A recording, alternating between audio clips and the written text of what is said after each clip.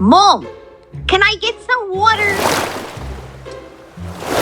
صبر وکړئ، زه د ژبې پولیس یم. په افغان کورنۍ کې انګلیسي پیدا شوه، ډېر خطرناکه. په پښتو ووایه، مورې اوبه غواړم.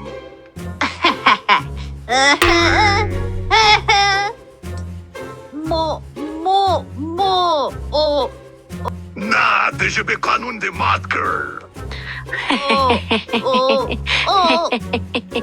مورې اوبه غواړم.